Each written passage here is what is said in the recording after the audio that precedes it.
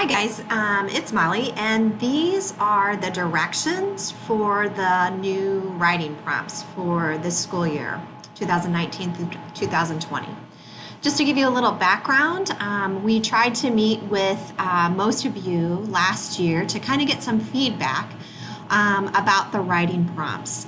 We felt like the district writing prompts were not really meeting the mark when it came to what students were required to do on the state assessments. So therefore, we decided to revise them. The way we revise them is to make them more like what they will find on EOC and MAP testing. So students will read a passage and then do a writing prompt. Instead of doing all three types of writing for each of the three benchmarks, we decided to do quarterly writing prompts, and it will be one type of writing. We at the district level will choose that type, and when the assessment window opens, that prompt will be in the SSD Life folder under assessments for writing prompts for that quarter, and you will be able to access those there, print off the articles for the students, and as well as the writing prompts. We will be using the same rubric that we have in the past, just to try to keep some of that historical data moving forward. It's just the actual prompts have changed to, again, mirror what they're seeing on the assessment. So I just wanted to give you a quick little sample of what that would look like. One of the things is for the K2 writing prompts, one of the things that has changed is because a lot of those students may not be able to read yet, you, the teacher, will be reading the article aloud to the students and then reading the writing prompt. And you can project it or you can provide copies to the students, but it will be an article read aloud to the students. So that is a little bit different. And again, that's for grades K through 2. In grades 3 through 12, this is what the script looks like. So again, you're going to provide the copy of the article. The articles have been chosen for you as well as the prompts. And you'll provide that to each student and then read this statement. You will be responding to a writing prompt. First, read the prompt to understand the task, then plan and draft your essay. Finally, write your final draft of your essay. These are exactly the same instructions that they get on the MAP and EOC test.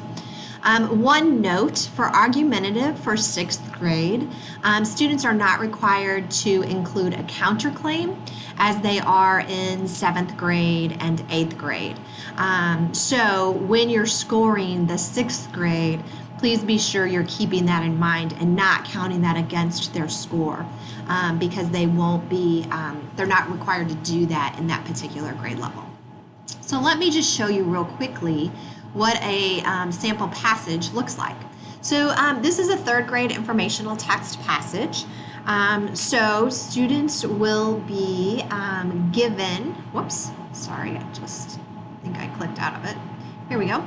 Students will be given the passage and then able to read that passage. And we tried to keep them about the same length as what they have on the MAP test. Some are a little bit shorter at the beginning of the year. We did try to lengthen them in the later quarters. You will see for this particular one, they're writing an informational explanatory prompt. And this would be for grades 3 through 5.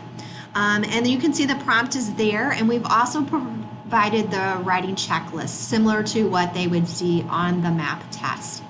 And then they would have space below that, and of course you can add additional sheets, or you could give them lined paper, whatever you feel would be in the student's best interest.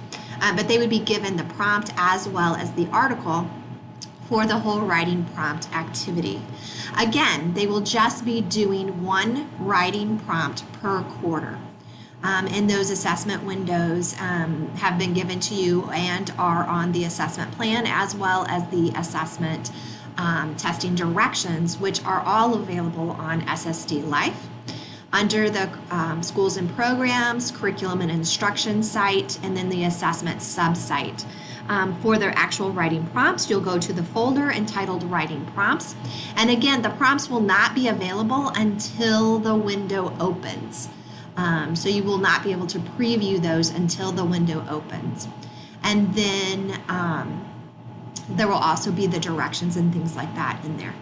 Please let myself, MJ, Richard, Tricia know if you have any questions, and good luck with your assessments this year.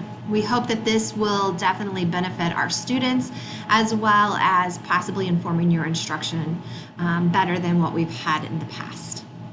Thanks so much.